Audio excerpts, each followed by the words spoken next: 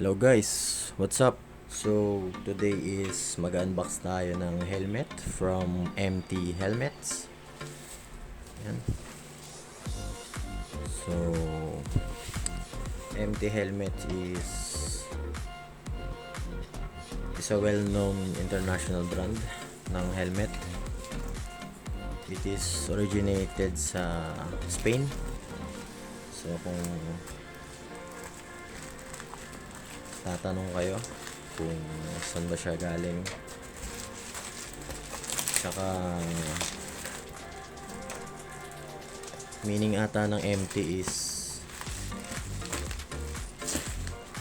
manufacturers Thomas. I don't know, I could be wrong.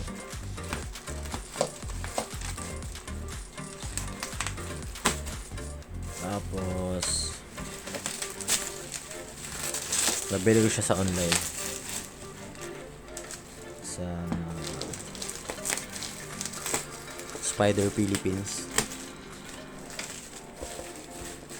Yun ata yung kanilang official distributor dito sa atin.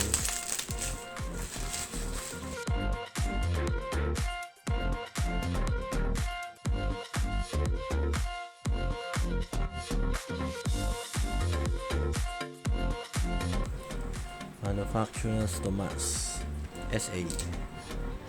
So designed by MT Helmets in Europe. So ito yung model. Then solid matte black, half face, open face. So yan. Medyo durog nga lang yung box. But it's fine as long as hindi sira yung helmet mismo.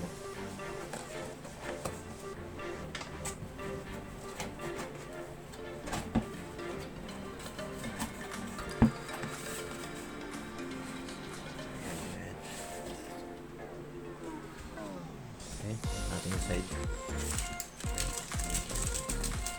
What is this?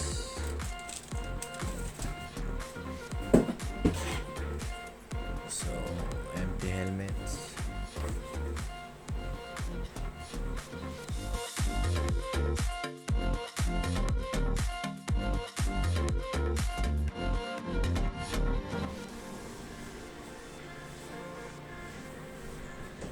There you go. So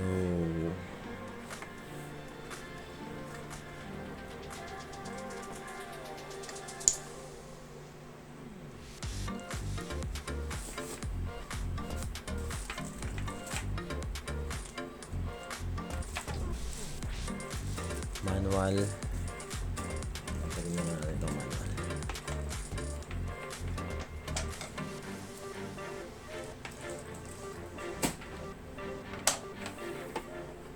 So ganyan ang kanyang itsura. MT Helmets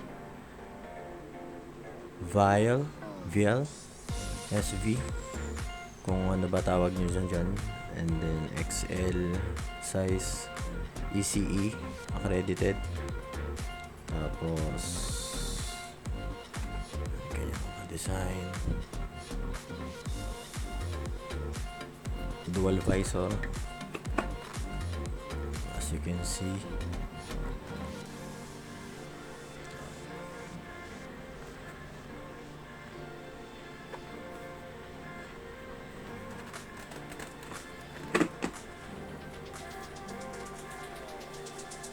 Tapos ito yung itsura ng kanyang loob.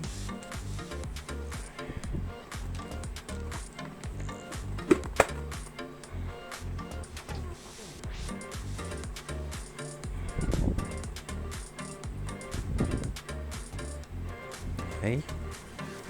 So yan. Pwede siya sa back ride. Tsaka pwede rin siyang pang retro look. Tama-tama sa mga gustong mag-classic helmet. Okay, so later tatry natin to. Titignan natin yung fitting Tsaka pag wala na tong sticker. Okay? So, I'll be back. Bago ko makalimutan, pakita ko na rin pala sa inyo yung itsura niya, yung pin lock niya. So, ganyan. Tapos kapag re-remove nyo lang, ganoon na siya kadali. Okay? So, socket lang na ganito. Then, pull nyo lang tong handle yan. Tapos, para naman sa sun visor, twist nyo lang tong side na to, tong circle na to. So, ganun lang siya kadali. Twist. Tapos, itong kabilang side, wala tong function. So, kahit i-twist nyo yan, probably para lang matanggal tong visor na to, mapalitan nyo. Tsaka, hindi siya naikot kapag binababa to. So, ito lang ang kanyang kailangan mong tandaan para pababa mo yung sun visor. Okay? So, try na natin siya sa fitting.